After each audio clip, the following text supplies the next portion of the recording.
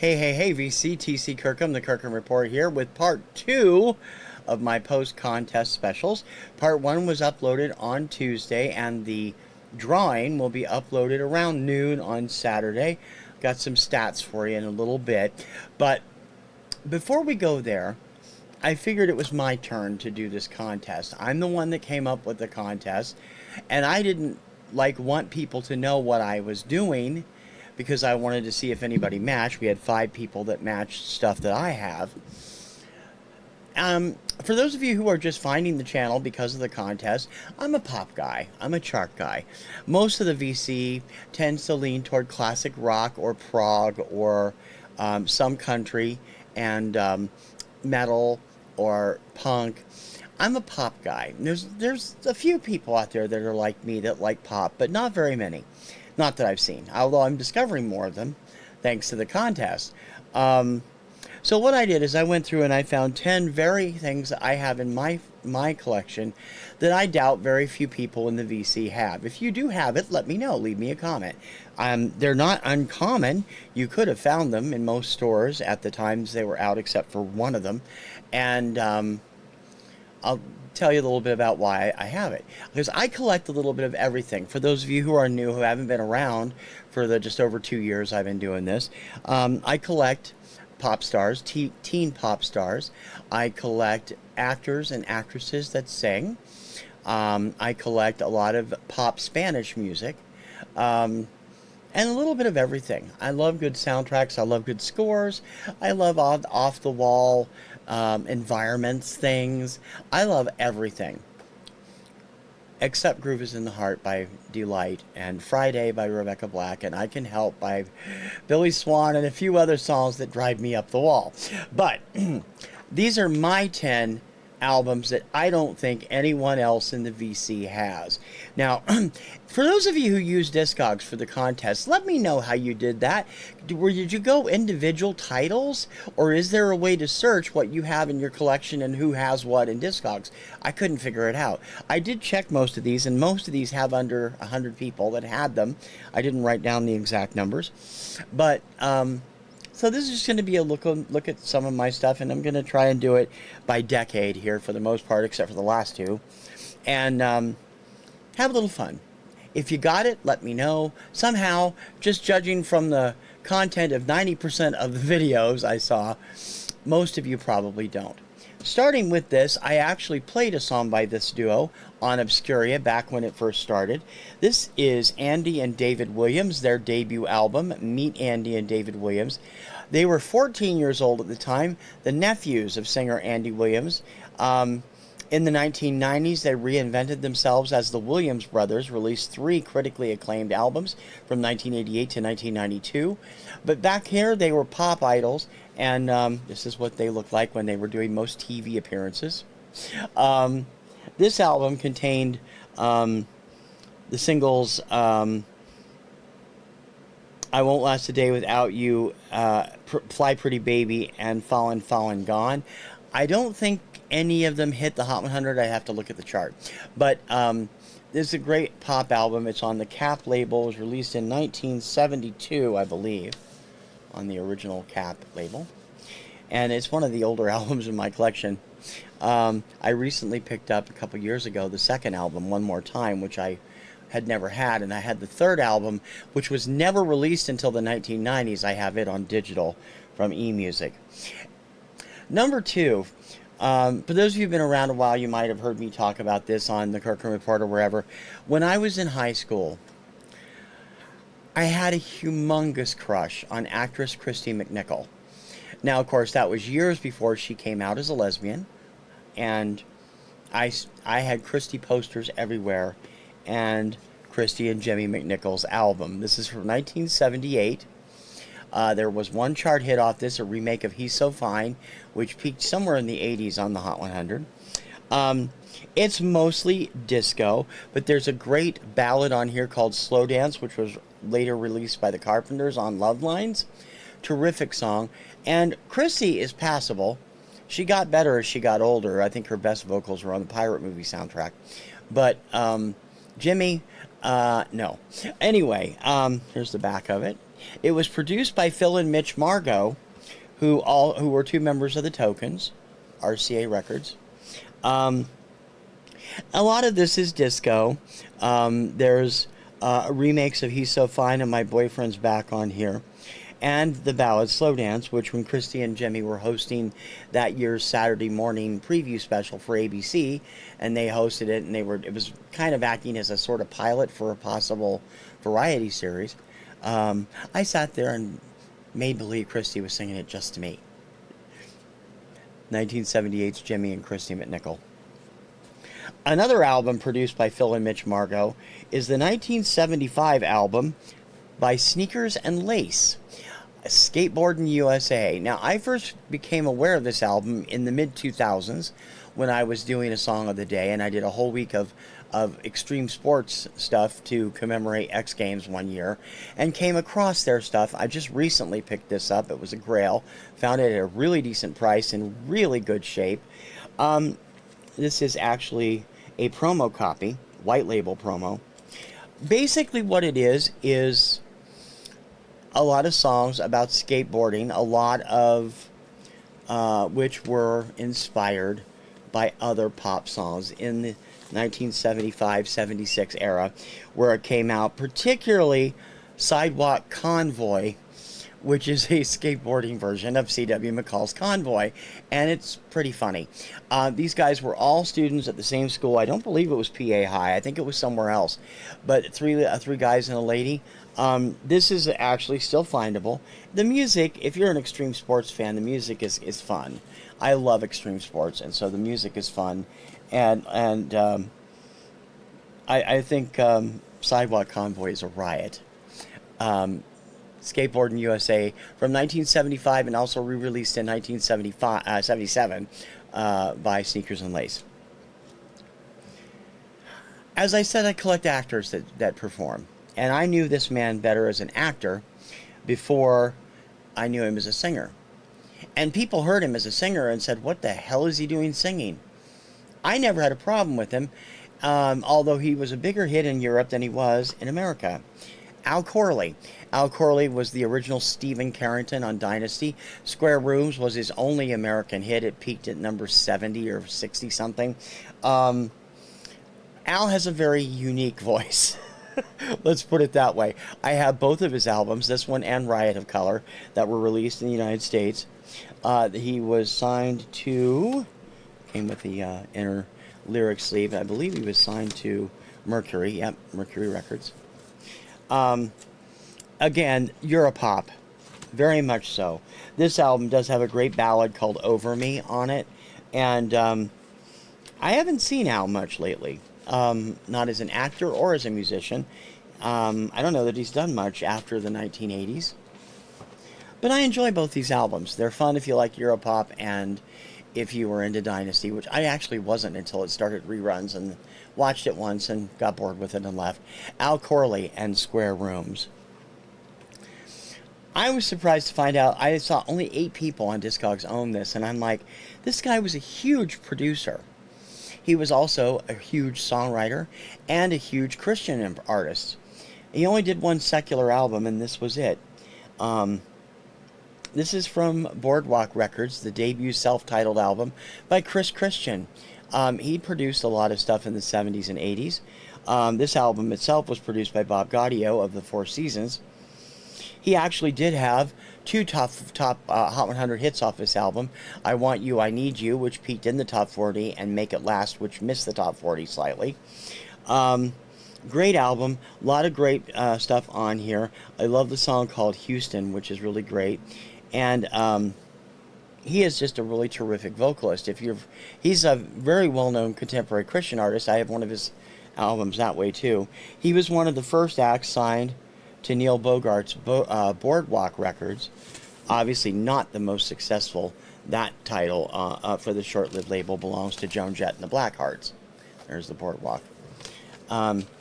Boardwalk signed a lot of good acts, and Christian was one of them, along with Joan Jett and the Blackhearts, Harry Chapin, Ringo Starr, and a number of other people. But this is a great album if you like soft pop male vocal stuff. check this one out.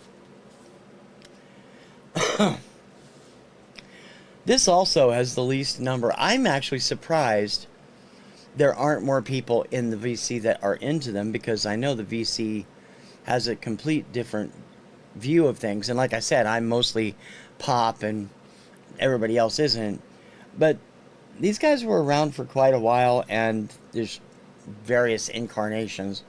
And while this isn't my favorite album, it is the most recent one I have on vinyl. And it was after their RCA contract ended and they moved to Blue Dog Records. This is Menudo's Sons of Rock from 1990, I believe. Right? Nope, 1988, sorry. This is the band that featured, let's see who's here. Sergio Gonzalez, now known as Sergio Blas. Roy Rosello, that's Ricky Martin, I believe. Yep. Ray Acevedo. And Angelo Garcia was the new lead singer at the time. It's an interesting album. It's not as good as the earlier stuff, like the stuff with Robbie Rosa, or even the later album, Can't Get Enough, which has a lot of great stuff that Robbie doesn't do lead on. Ricky does lead on some of it with his still unchanged voice, and Charlie Masso, who later went on to do 2 or 3 other Spanish language acts. But I'm a sucker for Menudo. I have most of their stuff from the 1980s. And teen idol pop, like I said. Remember when I said that I do actors? I bet you guys never knew this guy released an album. I actually, on one of the recent retro pop countdowns, there was a song by Jeff Conaway. I didn't know Jeff Conaway did an album. Yeah, it was right after Grease, and it didn't do well. This didn't do well either, which is a shame, because this album is one of my favorites of that era. It is really fantastic, and yet most people don't know he's sang. Most people know him as the greatest American hero. Billy Cat, otherwise known as William Cat, and Secret Smile. This album came out in 1982 or 83. Let me see the copyright date. 82. Features a great song called Sleeping Beauty, which did not chart, unfortunately. Of course, Billy, or William, as he's known as an actor, is the son of actress Barbara Hale, who played Della Street on Perry Mason. Just a dynamite album. If you like pop, and he's got a rock sensibility on some of these songs too. I had no idea he could sing until he appeared on the Merv Griffin show, and blew me away with this. And I wish it had done better, because it deserved to. I think it's a great album. Secret Smiles from Billy Cat. Another artist that I love that got sidelined by tragedy, unfortunately, was a young man who won the junior vocalist category in 1985, I believe. Let me double check the date on the album, because it's a year later. He won the 1985 Junior Vocalist Championship on Star Search that year. He was an amazing 16-year-old named Jimmy Salvamini. I've shown this before. This album was produced by Luther Vandross, and Jimmy just had an amazing quality to his voice, and I really thought it would take off. Unfortunately, shortly after the album was done, but before it came out, if I'm not mistaken, there was a terrible accident that Luther Vandross was at the wheel. Jimmy and Luther were both badly hurt, and Jimmy's older brother, Larry, was killed in the accident. It kind of derailed his career. Jimmy released his first CD in decades in the early 2000s, and it is fantastic too. He hasn't lost his touch, but at this time he was really terrific. He was signed to Elektra, as you can see from the sleeve, and another grail of mine is one of his. There is a 12-inch single version of Roll It, which is the main the title of the album, and also on the 45. The 12-inch single I have been looking for years, because it features a rap by Pee Wee Herman. You can't get it anywhere else. I've never heard it. If you ever come across the 12-inch single of Roll It by Jimmy Salvamini, please get in touch. From 1986, Jimmy Salvamini and Roll It. These last two are a bit oddball. I'm a radio transcription person. I've talked about getting radio shows all the time. I'm a radio fan in general. or was, until Clear Channel took everything over and turned it into iHeartRadio. But I like all different types of radio. I have a lot of radio shows on either CD or transcription albums. But one thing that you can find occasionally is news transcriptions, and that's really something, especially if it's topical. I came across this at a yard sale, picked it up for 10 cents in pristine shape.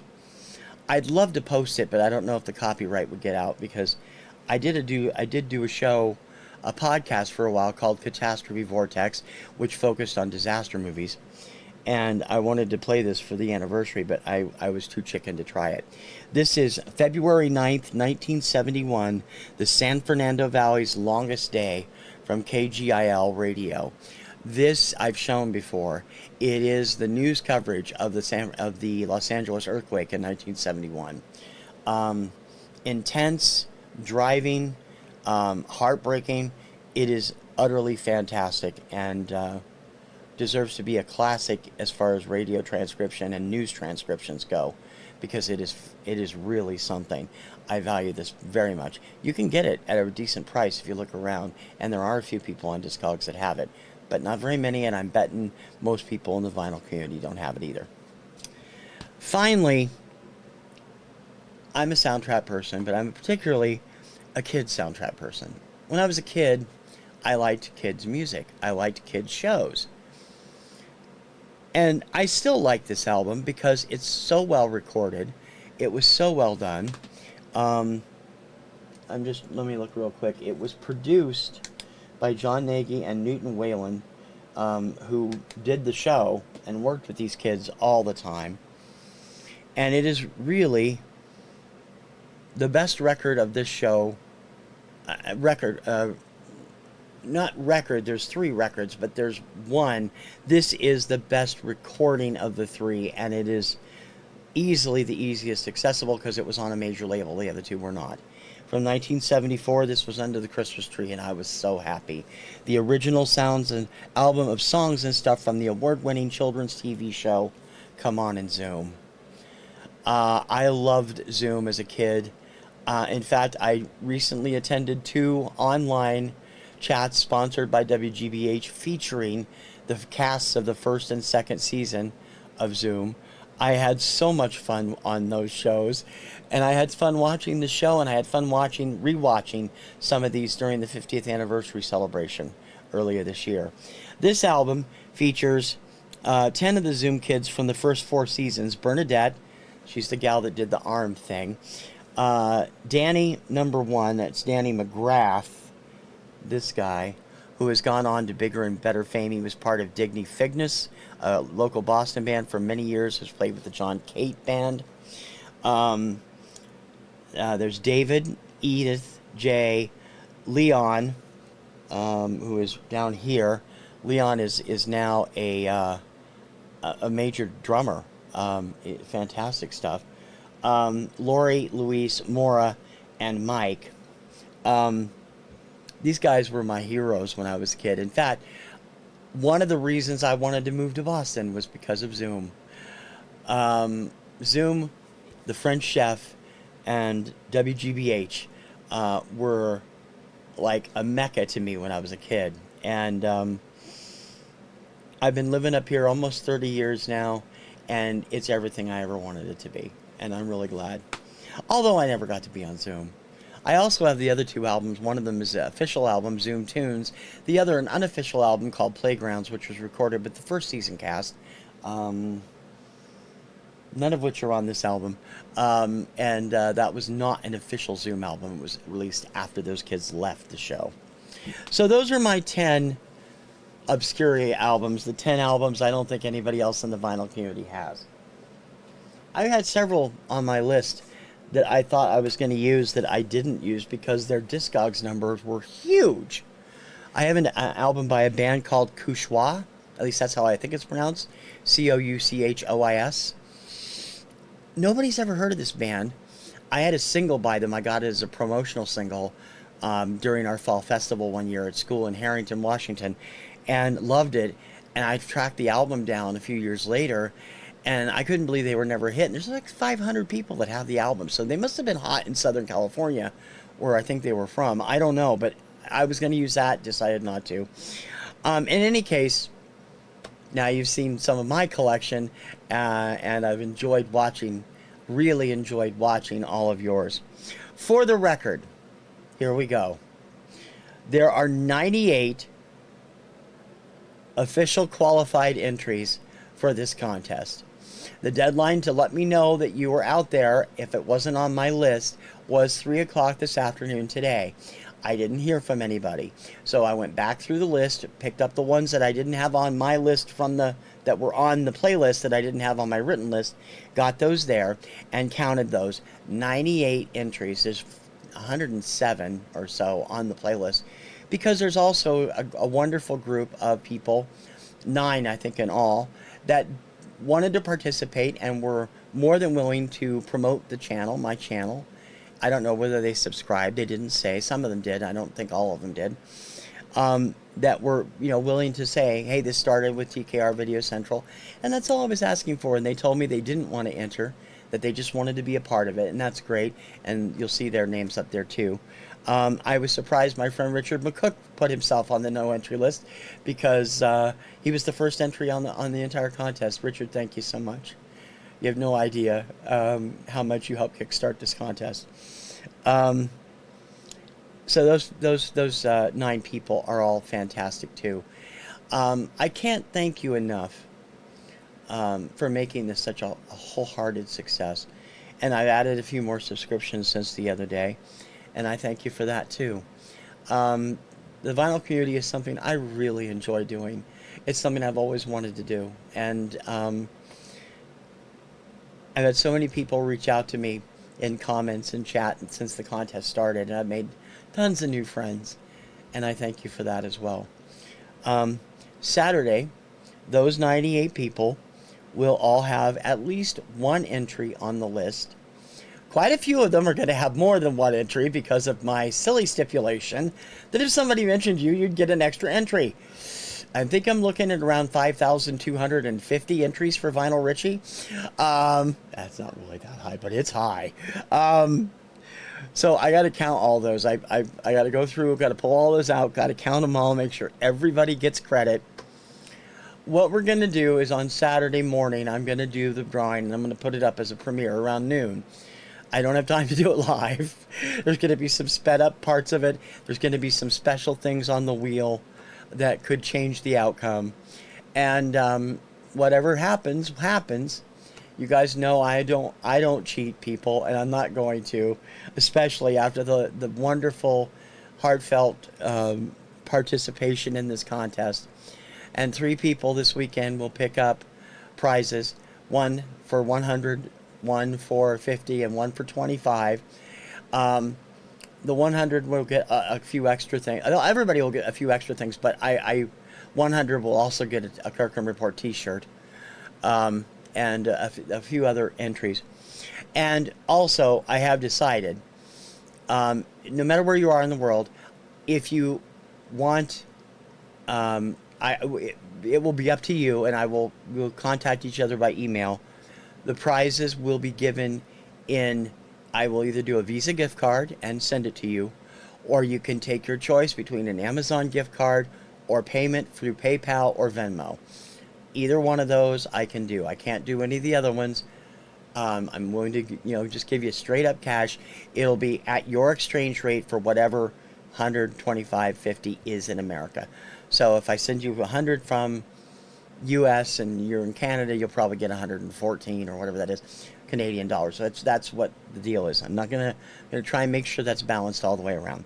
So once again, thank you everybody for making this such a huge success. Now I got to get to 500. Got to help other people get to there's so many people that entered the contest that are lower than they should be because they were awesome entries.